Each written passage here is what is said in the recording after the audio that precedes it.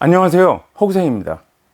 저는 서양사를 전공하는 역사학자이고 다른 디딤돌 봉사단 강의자들과 마찬가지로 은퇴를 앞두고 있습니다. 은퇴 세대의 경험과 산지식을 다음 세대로 이어주는 디딤돌 강의. 저는 오늘 역사란 무엇인가 라는 제목으로 여러분들을 만나 뵙습니다. 저는 한국전쟁의 상처가 채아밀기도 전, 지금은 부산으로 편입된 구포에서 태어났습니다. 덕분에 구포에서 태어났다고 구생이라는 이름을 가지게 되었죠. 어릴 때 몇 년 동안을 빼면 대부분의 성장기를 서울에서 보냈습니다. 중학교에 입학하느라고 어린 나이에 재수를 했을 정도로 베이비붐 세대 특유의 극심한 경쟁을 겪었어야 했죠. 초등학생 가방 속에 커피가루는 말할 것도 없고 졸리면 눈주위를 자극하는 용도로 안티프라민이라는 멘톨 성분이 들어간 소염 진통제까지 들어있었으니 지금 생각하면 기가 막히는 일입니다. 대학에서 정치학을 전공하고 결혼도 하고 또 한화 기획관리실에 입사하여 4년 반 동안 잘 다녔죠. 그러던 어느 날 갑자기 유학을 결심하고 호주로 떠났습니다. 어찌 보면 새로운 길을 선택하기에는 조금 늦은 나이였죠. 그러나 저에게는 정말로 이루고 싶은 꿈이 하나 있었습니다. 그건 바로 역사를 공부하고 싶다는 것이었죠. 6살 때 누나의 어깨 너머에서 태정태세 문단세를 따라 외우는 등 역사에 흥미를 보이긴 했지만 어떤 한 사건이 일어나기 전까지는 그것이 제 일생의 꿈은 아니었습니다. 그것은 1972년에 일어난 10월 유신이라는 사건이었습니다. 고등학교 2학년 때였죠.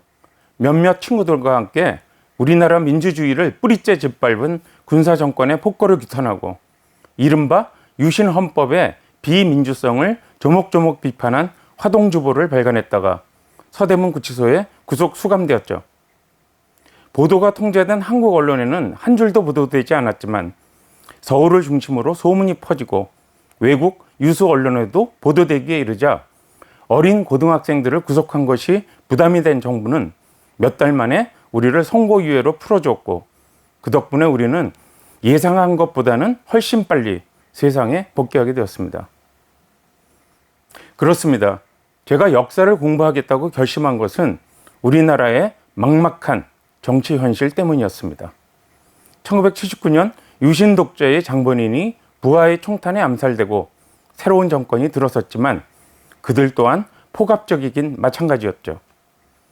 저는 이 모든 것이 민주주의에 대한 우리 사회의 이해가 부족한 것이 그 원인이라고 생각했습니다. 이것이 제가 근대 의회 민주주의의 뿌리라고 말하는 영국 근대사를 의회 중심으로 연구하게 된 이유입니다. 이후 모든 사람이 진정한 자유와 평등을 누리기 위해서는 정치적 민주화와 함께 사회 구성원 모두에게 최소한의 인간다운 생활을 보장하는 사회복지의 도입이 필수적인 전제 조건이 되어야 한다는 생각으로 사회복지의 역사를 공부하게 되었고 이런 연으로 미국 미네소타 대학에서 영국 튜더 빈민법의 의회 입법을 주제로 박사학위 논문을 쓰게 되었죠. 언젠가 이런 주제에 관한 이야기를 여러분들과 나눌 기회가 있을 것으로 생각하면서 오늘은 역사란 무엇인가 라는 주제에 집중하겠습니다.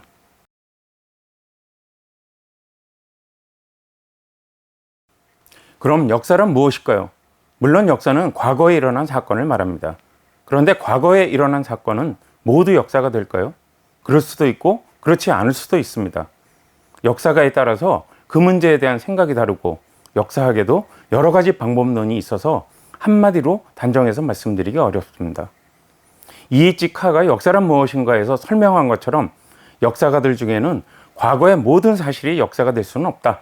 다만 역사가에 의해 의미 있다고 판단되는 사실들만이 역사의 대상이 되고 역사가 될 뿐이다 라는 생각을 하는 사람들이 있습니다. 여기에서 김춘수 시인의 꽃이라는 시가 떠오릅니다. 내가 그의 이름을 불러주었을 때 그는 내게로 와 꽃이 되었다. 그러나 모든 역사가들이 그렇게 생각하는 건 아닙니다. 역사가 그렇게 역사가들의 개인적 주관에 의해 선택되고 해석된다면 역사의 객관성, 보편성은 여지없이 무너질 테니까요.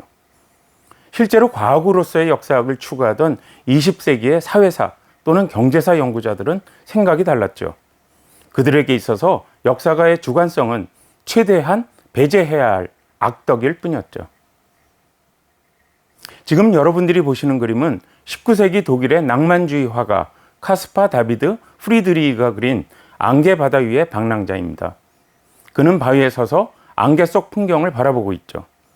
여기에서 우리는 그림 속 방랑자를 과거와 마주선 역사가에 비유할 수 있습니다. 자, 그럼 그는 과연 무엇을 보고 있을까요? 그는 지금 굳건한 바위, 즉 현재의 몸을 담고 있습니다. 그러나 그가 보고자 하는 것은 안개가 품고 있는 풍경들, 즉 과거입니다. 그러나 그 풍경들은 안개에 쌓여 제대로 볼 수도 없고 더구나 자기가 본 것이 과연 맞는 것인지 직접 가서 확인해 볼 수도 없습니다. 역사가는 현재에 서 있고 그의 연구 대상인 사건은 과거에 위치해 있기 때문입니다. 역사학의 영원한 딜레마입니다. 역사란 역사가와 사실 간의 계속적인 상호작용이며 현재와 과거 사이에 끊임없는 대화이다 라는 E.H. 카의 말은 바로 이것을 지적하는 말입니다. 언젠가 이 풍경들에 대한 집단적 지식과 정보가 쌓이게 된다면 우리는 프리드리히의 방랑자와는 달리 안개 속에 있는 풍경들을 정확하게 볼 수 있게 되지 않을까요?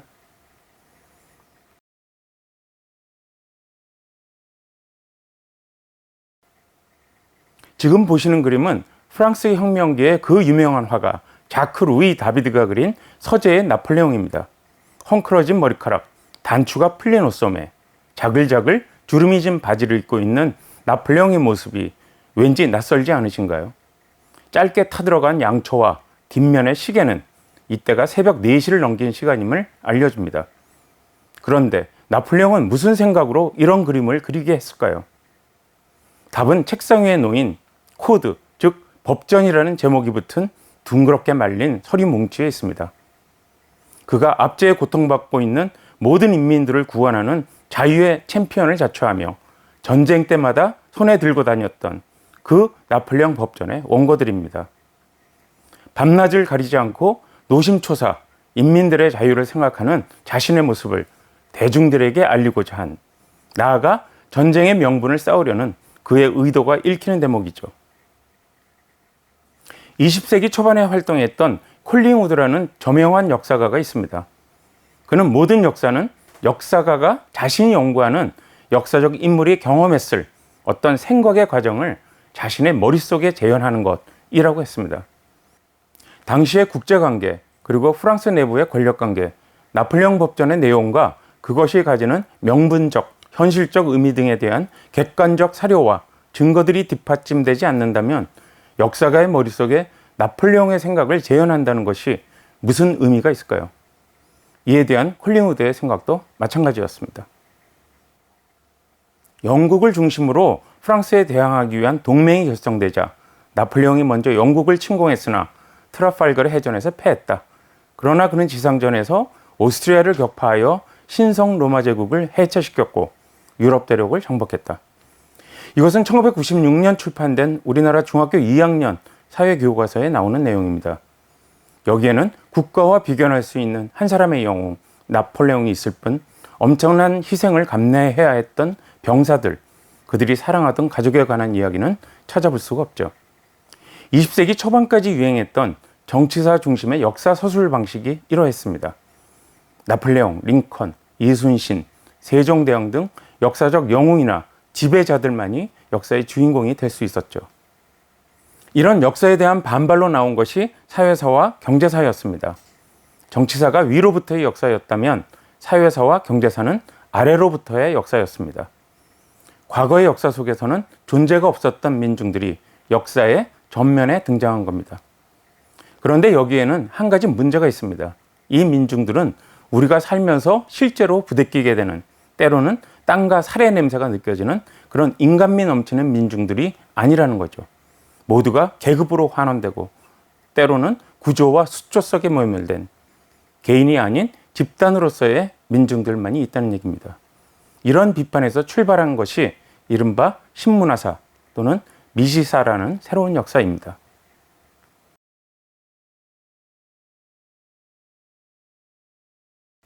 지금 보시는 것은 영화 마르땡 게리의 귀향의 포스터와 영화 속 한 장면입니다. 이 영화는 16세기 프랑스의 아르띠가라는 한 농촌 마을에서 일어났던 실화를 재구성한 것이죠. 마르땡은 14살 나이에 이웃 마을의 베르트랑드를 신부로 맞아들입니다. 어떻게 해서 아들까지 낳았지만 결혼 생활에 전혀 흥미를 느끼지 못하고 농촌 생활에 실증이 난 그는 결혼 10년 만에 아버지의 곡식자를 훔쳐 집을 나가지요. 그리고 아무런 연락이 없던 그가 8년 뒤에 홀연 집으로 돌아옵니다. 근데 이 돌아온 마르땡은 과거와 너무나 달랐습니다. 아내와 아들을 사랑으로 따뜻하게 보살폈고 딸을 둘이나 낳았습니다. 일도 열심히 했습니다. 재산도 많이 불어났죠. 그런데 이 재산을 놓고 숙부와 다툼이 벌어지게 됐고 급기야는 숙부가 주동이 되어 마르땡을 가짜라며 법원에 고발합니다. 마르땡이 돌아온 지 3년 반 만의 일이었습니다. 피고인이 된 마르땡은 놀라운 기억력과 유창한 말솜씨로 재판을 주도했죠. 승리가 눈앞에 있었습니다. 그런데 앞불사 바로 그 순간에 진짜 마르땡이 법정에 나타났습니다. 알고 보니 수년 전 돌아왔던 자는 아르노 디띠리라는 가짜였습니다. 그는 결국 형장의 이슬로 사라졌지만 가짜와 결혼 생활을 한 베르트랑드에게는 무죄가 선고되었습니다. 글도 읽지 못하고 마을도 한번 벗어나지 못한 그녀가 어찌 그토록 기막힌 사기꾼에게 속아 넘어가지 않을 수 있는가 하는 것이 판사들의 의견이었습니다. 그들 자신도 깜빡 넘어갈 뻔했으니까요. 그런데 프린스턴 대학의 역사학자 나탈리 제먼 데이비스의 생각은 달랐습니다. 베르트랑드는 그 돌아온 마르땡이 가짜라는 것을 알고 있었다는 것이죠. 데이비스는 고증을 맡아 영화 제작에도 참여했습니다. 그러나 완성된 영화를 보고 난 데이비스는 실망을 금치 못합니다. 베르트랑드가 가짜임을 알면서도 그와 결혼 생활을 이어간 건 그를 사랑했기 때문이라는 영화의 해석이 옳지 않다는 것이죠. 그래서 동명의 책을 써서 출판합니다. 데이비스 본인의 해석은 가부장제 사회에서 남편의 존재가 절실하게 필요했기 때문에 예컨대 아들 향씨가 적정 재산을 상속받기 위해서는 그의 존재가 필수적이라는 계산에서 그를 받아들였다는 것이죠. 물론 진짜가 돌아올 경우에 대비한 변명거리들을 만들어 두는 것도 잊지 않았고요. 아무리 배우지 못하고 바깥 세상의 물정을 모르는 여성이라도 세상을 살아가면서 얻은 지혜를 통해서 무엇이 자신에게 유리하고 무엇이 불리한지는 계산할 수 있는, 또한 자기에게 유리한 세상을 적극적으로 만들어가는 근대 초기 농촌 여성의 모습을 베르트랑드를 통해 그려낸 것입니다. 물론 이것은 소설이 아니라 엄청난 사회사적 자료들을 바탕으로 재구성한 역사적 저술이죠. 마르탱게리 이야기는 평범한 사람들을 대상으로 하는 수많은 신문화사 연구 업적들 중에 하나일 뿐입니다.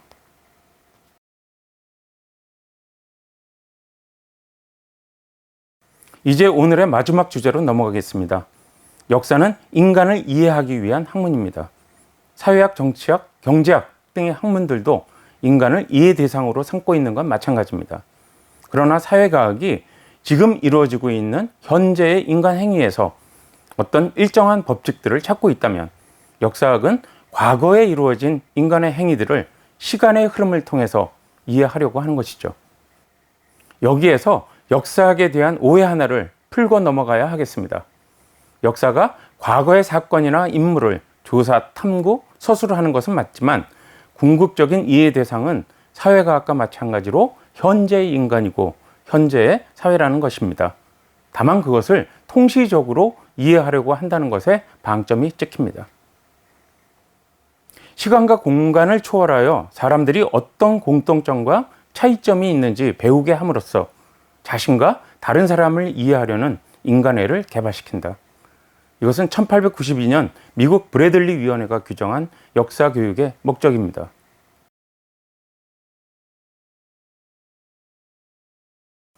지금 보시는 그림은 피카소의 연인들, 그리고 15세기 얀반 에이크가 그린 조반니 아르놀피니의 결혼입니다. 피카소의 그림은 인간의 보편적인 모습을 그리고 있고 에이크의 것은 15세기 플랑드르 지방에 살던 한 부유한 금융귀족의 개인적 취향이 두드러지는 그림이죠. 인간의 삶은 시공간을 초월해서 이렇게 보편적인 것과 특수한 것이 상존합니다. 한 가지 예를 들지요. 이 사진은 16세기 영국의 전형적인 주택입니다. 흔히들 당시 왕조의 이름을 따서 튜더 하우스라고 부릅니다. 지붕 위까지 올라온 굴뚝들이 인상적이죠. 이 굴뚝들은 영국에서 거의 1000년 만에 등장한 가옥 구조물입니다. 당시 소빙하기가 절정을 이루면서 난방 없이는 버티기가 힘들었던 것이죠. 놀랍지 않게 우리나라에서 온돌이 일반화된 것도 이때부터였죠.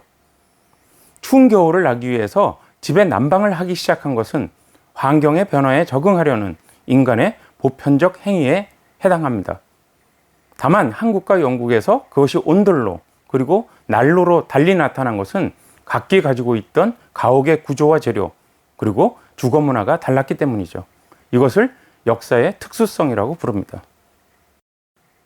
이렇게 역사는 보편성과 특성을 균형 있게 다룸으로써 자신과 타인을 자문화와 타문화를 동시에 이해시켜 줍니다. 한국사뿐만 아니라 외국의 역사를 같이 공부해야 하는 이유입니다. 더구나 현재 우리 문화 속에는 서양이 16세기에서 현재에 이르는 동안 이루어낸 그들의 근대 문명이 혼합되어 있습니다. 한국사만 배워서는 현재 우리의 모습을 제대로 이해할 수 없는 이유가 여기에 있습니다. 민주주의와 의회제도가 제대로 역할을 하고 있는지, 본질을 벗어난 것은 아닌지, 우리 역사 공부를 통해서 한번 생각해 보는 것은 어떨까요? 감사합니다.